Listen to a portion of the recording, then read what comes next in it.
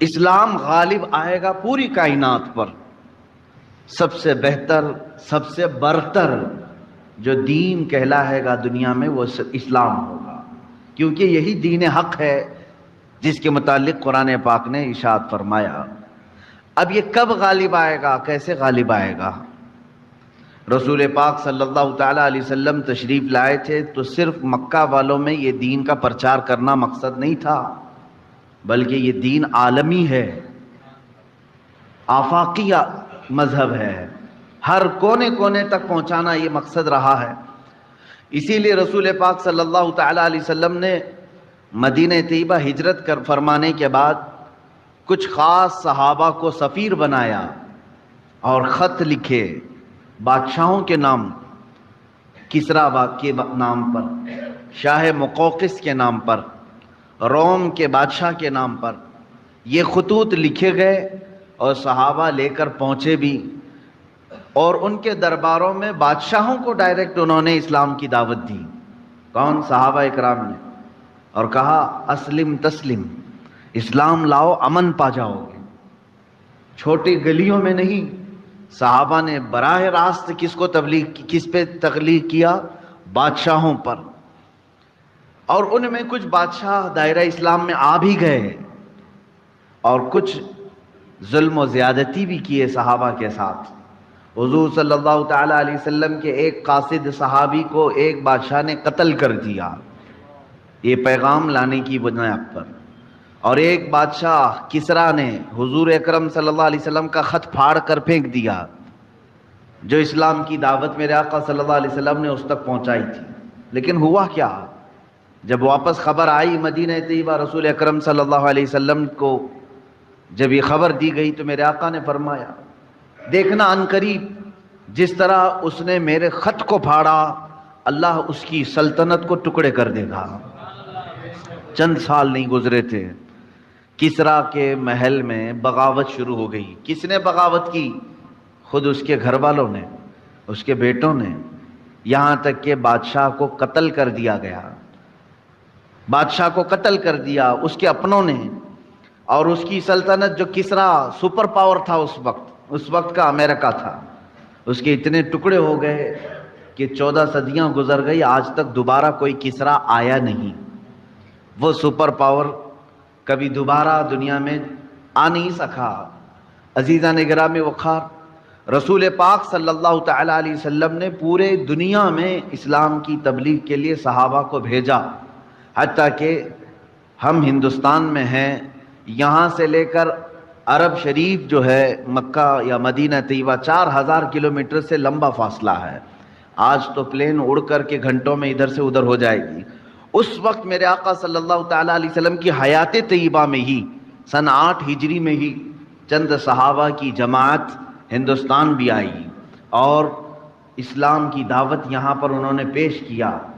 یہ کیرلا کی سرزمین سے اسلام کی دعوت شروع ہوئی اور دیکھتے ہی دیکھتے پورے ہند میں بھی پھیلی.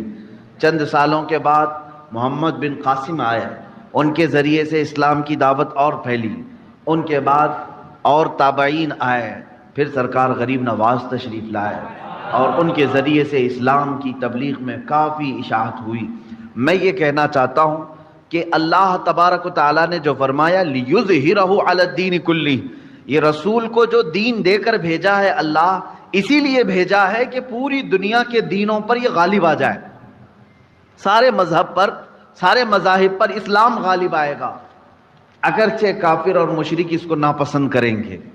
میرے عزیزو، وہ وقت اب تک نہیں آیا جو قرآن نے وعدہ کیا ہے کہ یہ دین غالب آ کر رہے گا، اب تک نہیں آیا. غالب کا مطلب یہ ہوگا کہ پوری دنیا میں صرف یہی چلے گا اور کچھ نہیں چلے گا. غالب کا معنی یہ میں یہاں مراد لے رہا ہوں. اس طرح سے 1400 سال میں کبھی نہیں ہو سکا. سیدنا ابو بکر صدیق رضی اللہ تعالیٰ عنہ کے زمانے میں خلافت کی وسعت ہوئی، یمن تک پہنچ گیا. حضرت عمر فاروق رضی اللہ تعالیٰ عنہ کے زمانے میں اور وسعت ہوئی، شام، ایران، عراق، مصر یہ سب دائرہ اسلام میں آئے. حضرت عثمان غنی رضی اللہ تعالیٰ عنہ کے زمانے میں اسلام کی سرحدیں اور پھیلیں، یہاں تک کہ آذربائیجان تک پہنچ گئے.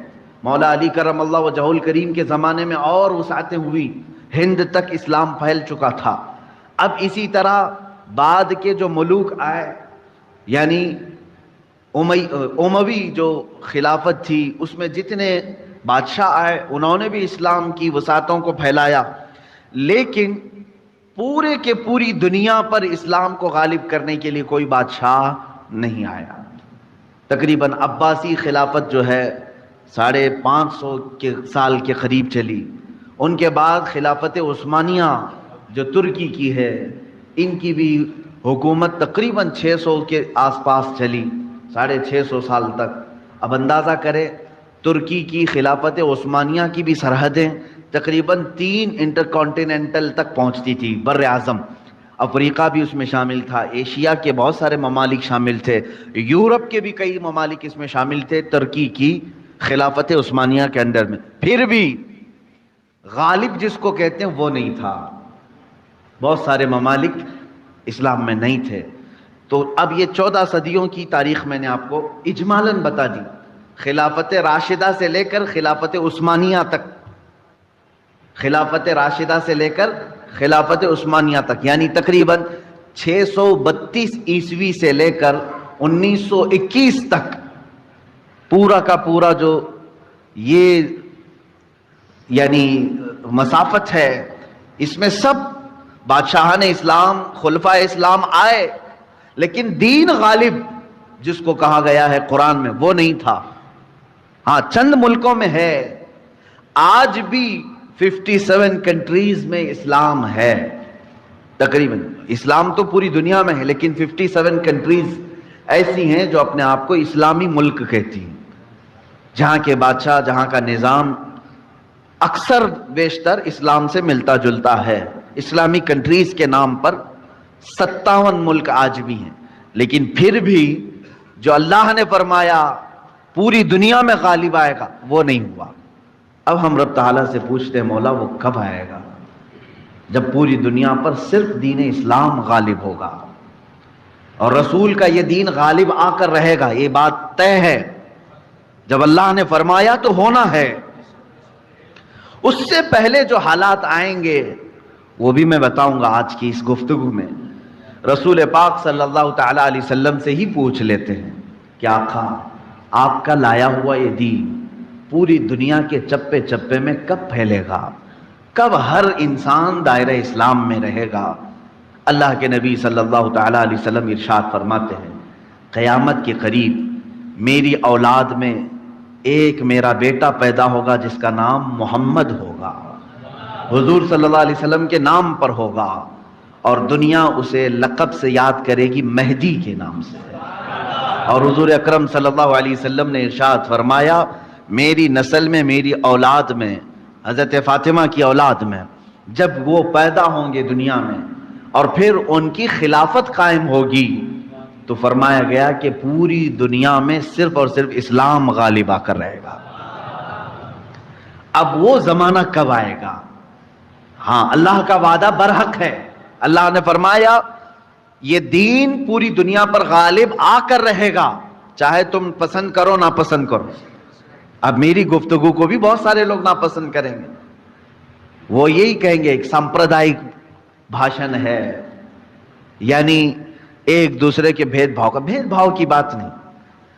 میں کہوں گا اگر تم زندہ رہو گے تو دیکھو گے انشاءاللہ العزیز تم بھی اس چیز کو ایکسیپٹ کرو گے جو تمہاری روح کو سکون پہنچانے والی چیز ہے، تمہارے قلب میں اطمینان ڈالنے والی چیز ہے۔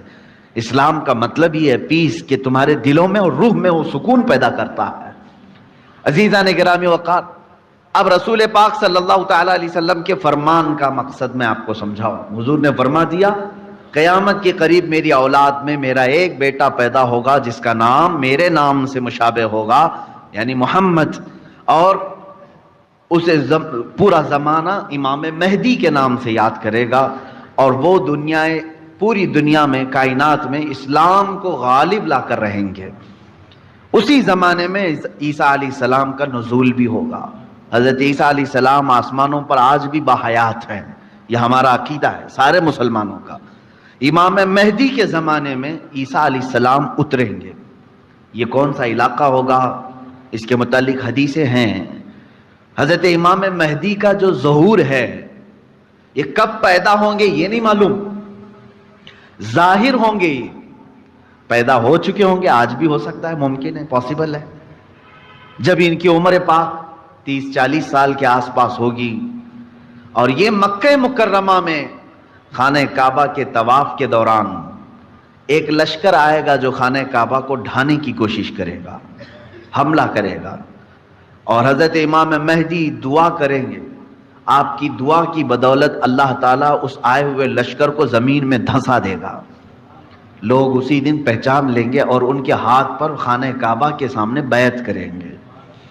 اب یہاں سے امام مہدی کا ظہور ہوگا، لیکن اتنا آسان نہیں ہے کہ سب مہدی مہدی کرتے ہوئے ان کے پیچھے چل پڑیں گے، بلکہ ان کے جانی دشمن بن جائیں گے وہاں کچھ لوگ جو ان کو قتل کرنے کی یا ہلاک کرنے کی کوشش کریں گے۔ امام مہدی اپنے متبعین کو لے کر ملک شام کی طرف چلے جائیں گے۔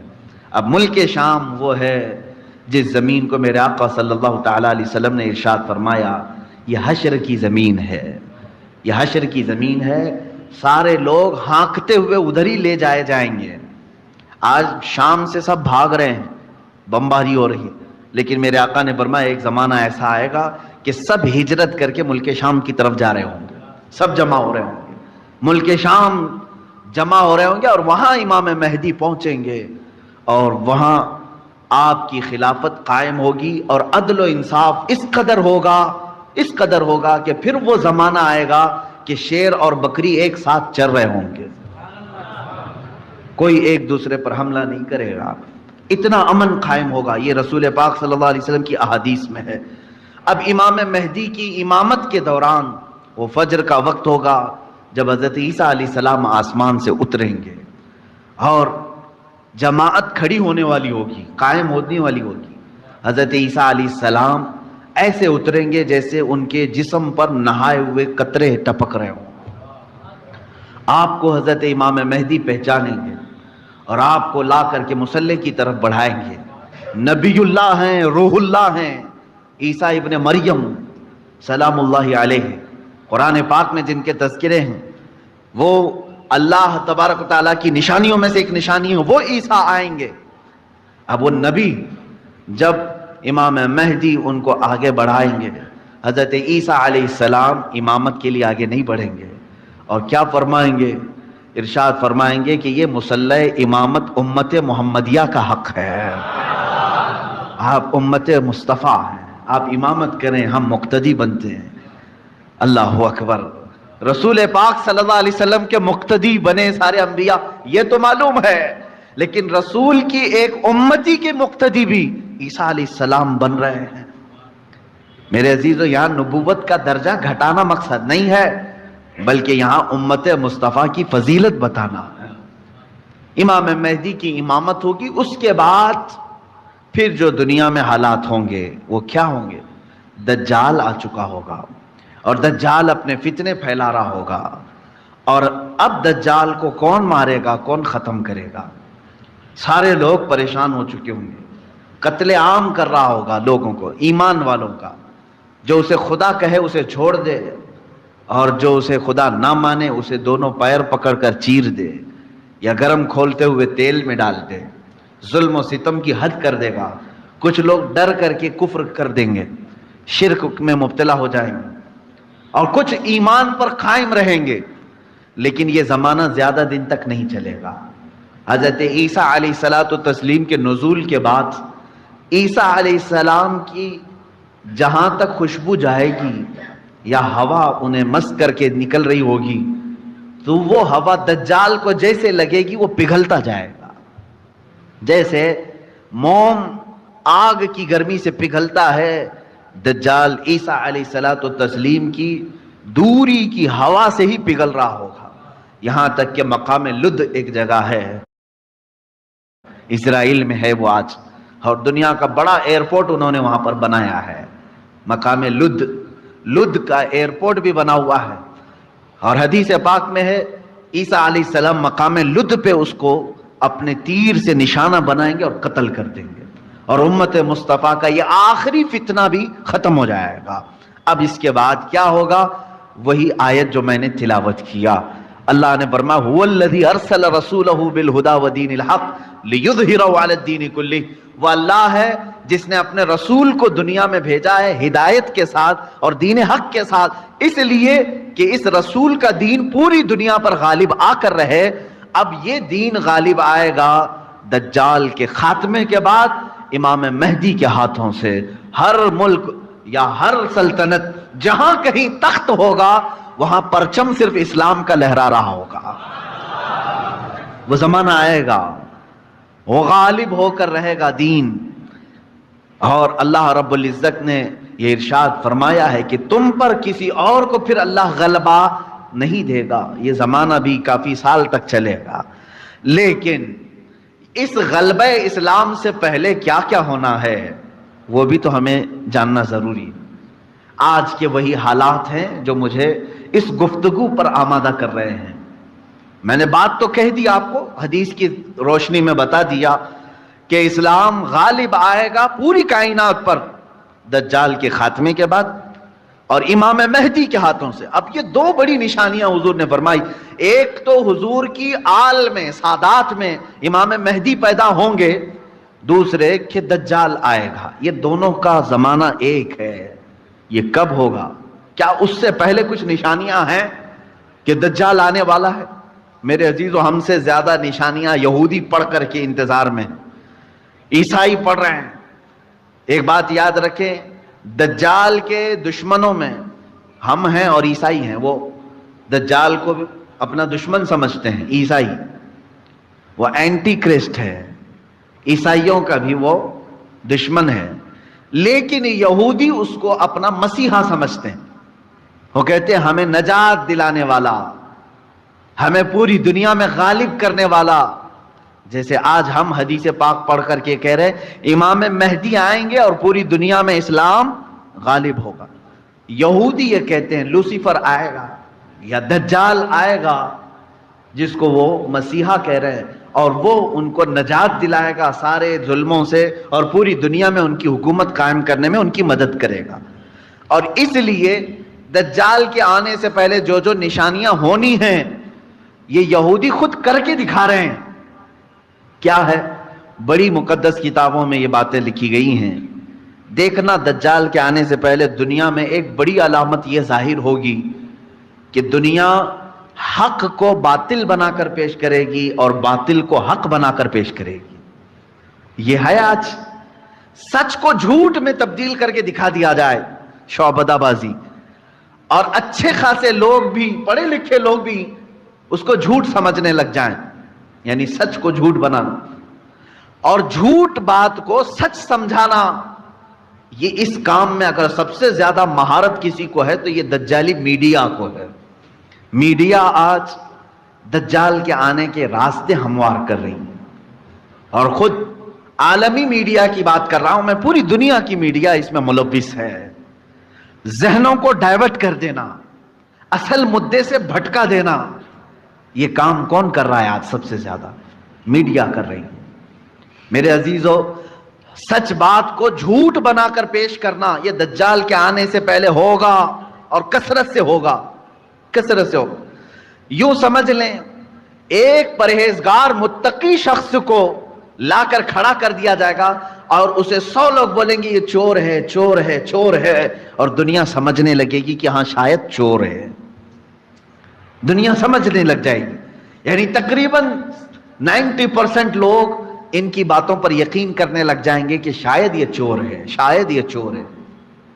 اور اسی طرح کسی ظالم منحوس چور کو لا کر کے وہ کھڑا کریں گے اور کہیں گے یہ پرہیزگار ہے، یہ پرہیزگار ہے، یہ پرہیزگار ہے، اور دنیا اس کو پرہیزگار سمجھنے لگ جائے گی. کیا یہ دونوں چیزیں آج کرنے کے لیے پوری social media, internet, news channel نہیں ملوث ہیں اس میں؟ چوروں کو حکومت پر بٹھا کر کے ان کی فضیلت بیان کرنا ہندوستان سے زیادہ ہمیں کہاں نظر آئے گا؟ سب سے زیادہ ہمیں یہاں نظر آتا ہے. جو پورے کے پورے ملک کو گبن کر کے بیٹھے، اسے مسیحات اور اسے لوگوں کا ایسا بے کسوں کا کس جس کو کہا جائے ایسا بنا کر پیش کرنا، یہ میڈیا کا رول ہے.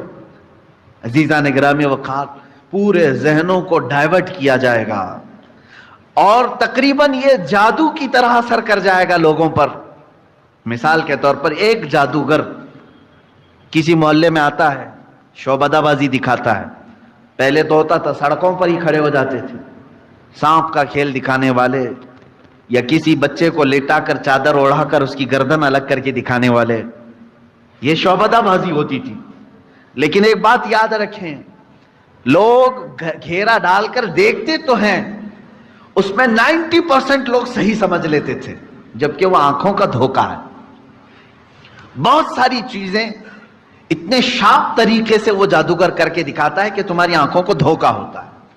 لیکن میرے عزیزوں, اسی مجمع میں 5 یا 10% ایسے لوگ بھی ہوتے ہیں جو اس کے ان کاموں پر یقین نہیں کرتے. ہے ہر زمانے میں جہاں پر بھی جو جادو دکھا رہا ہے, اس کے مجمع میں پورے 100% لوگ یقین کرنے والے نہیں ہوتے. چند لوگوں کے دلوں میں شک ہوتا ہے, کچھ تو اس نے گڑبڑ کیا ہے. اب یہ وہ لوگ ہوتے ہیں جن کی عقل سلیم ہوتی ہے اور دل پاک ہوتا ہے, ان کے اوپر جلدی جادو اثر نہیں کرتا. اسی طرح میرے عزیزو, آج کے زمانے میں یہ جو دجالی نظام قائم ہے, اس کا اثر بھی بھولے بھالے لوگوں میں تقریباً ہو جاتا ہے. لیکن سلیم فطرت والے جو عقل سلیم رکھتے ہیں, ان پر ان کا جادو اثر نہیں کرے گا. اب آپ سب کو میں پہلے سے آگاہ کر رہا ہوں, اپنے ذہن کو, اپنے عقل کو سلیم بنا کر کے رکھو. یہ کیسے رہے گا؟ اللہ کی باتوں پر یقین رکھو, اور اس کے علاوہ جو بھی کہے گا, اللہ اس کے رسول کے علاوہ جو بھی کہے گا, وہ سچ بھی ہو سکتا ہے, جھوٹ بھی ہو سکتا ہے, مگر میرے مولا کے قول میں جھوٹ کی طرف شائبہ بھی نہیں, سچ ہی ہوگا. جب تمہارے ذہنوں میں یہ بات آئے گی تو پھر تم دنیا کو 100% ایمان لانے والے, یقین کرنے والے نہیں رہیں گے. آج دیکھ رہے ہیں آپ, میں مسلسل پچھلے 1 ہفتے سے دیکھ رہا ہوں, فرانس میں جو گستاخی ہوئی اور اس کے پاداش میں جو کچھ بھی حالات ہوئے سب کو معلوم ہے. فرانس میں جو کچھ ہوا اس پر ڈیبیٹ انڈیا میں بھی چل رہا ہے. ہندوستان کے ہر نیوز اینکر اس کو لے کر کے گرما گرم بحث کر رہے ہیں, اور کچھ ایسے لوگوں کو لا کر بٹھایا جاتا ہے, مجھے ان کے بارے میں معلوم نہیں, وہ پیڈ ہوتے ہیں یا بکے ہوئے ہوتے ہیں, یا ان کو اسکرپٹ یعنی سکھائی جاتی ہیں, لکھ کر کے دیے جاتے, پتہ نہیں کون لوگ بیٹھتے ہیں. آپ کو عام لوگ ہیں آپ, مجھے معلوم ہے, لیکن میں آپ کے سامنے گفتگو کر رہا ہوں. سنیے, ایک اسکول کا ٹیچر بلیک بورڈ پر کارٹون بناتا ہے رسول پاک صلی اللہ علیہ وسلم کا. اس کی شکایت بھی ہوتی رہی, لیکن وہ باز نہیں آیا. اور اسی علاقے کا کوئی ایک نوجوان اس سے برداشت نہیں ہوا, اس نے جا کر کے اس کا سر قلم کر دیا. یہ ہے, معلوم ہے آپ, یہ رپورٹ ہے, آپ کو معلوم ہے. اس نے سر قلم کر دیا, وہ اس کا اپنا پرسنلی معاملہ تھا, عبداللہ شیشانی جو بھی ہے.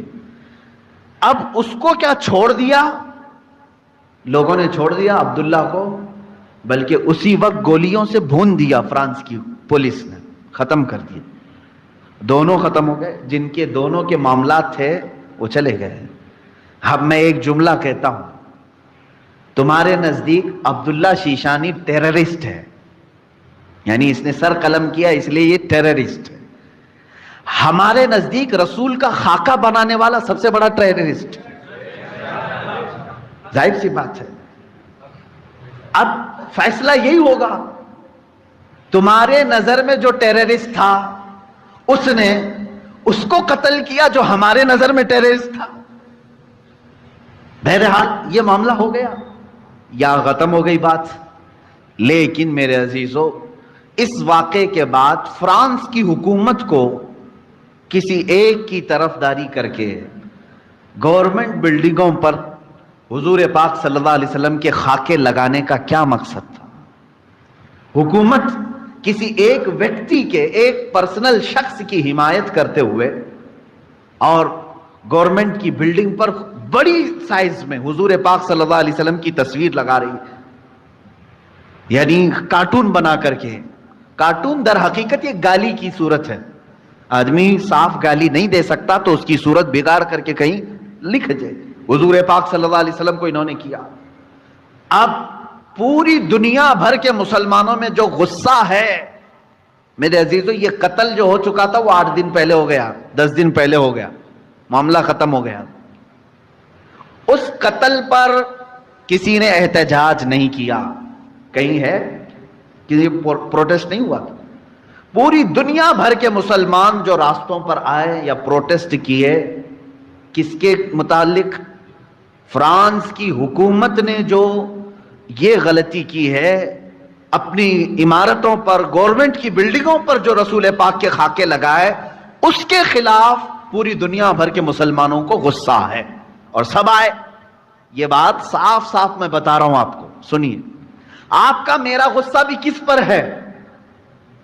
دیکھیں ٹیچر کا معاملہ ختم ہو گیا، اس نے کیا تھا، سامنے والے نے مار دیا، وہ معاملہ ختم ہو گیا، وہاں ختم ہو گئی چیز.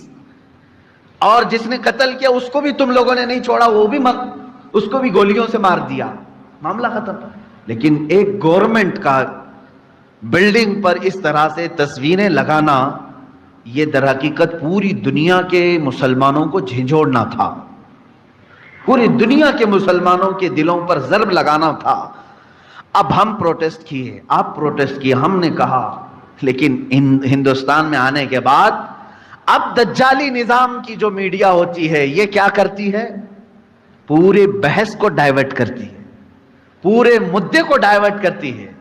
یہ سارے جتنے پروٹیسٹ ہو رہے ہیں، نیوز والے اسے کیا دکھا رہے ہیں جانتے ہیں آپ؟ نیوز والے یہ دکھا رہے ہیں کہ دیکھو ایک ٹیررسٹ کی حمایت میں اتنے مسلمان ہندوستان کی سڑکوں پر آ گئے.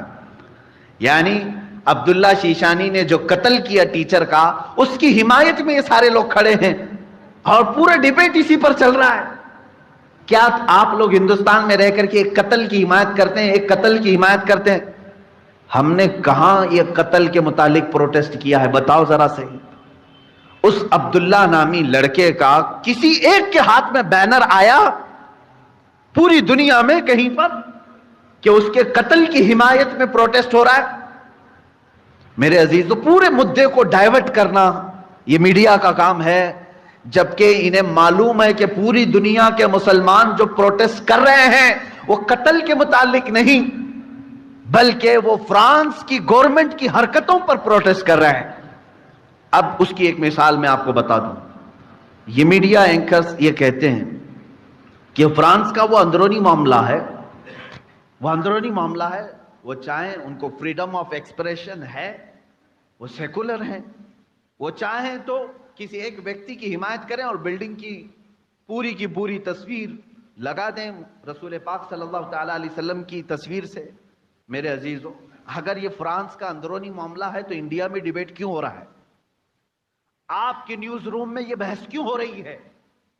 آپ یہ سمجھیں اس زمانے کا سب سے بڑا خطرناک جال یہ میڈیا ہے، نیوز کا. جو اب ظاہر سی بات ہے یہ ہماری بھی کلپس اٹھا کر کے چلائیں گے اور پھر ہمیں بھی بتائیں بھڑکاؤ مولانا ہے، سامپردائک پھیلانے والے ہیں، ہماری گفتگو کو کاٹ کر کے پیش کریں گے. ان کا کام ہی وہ ہے.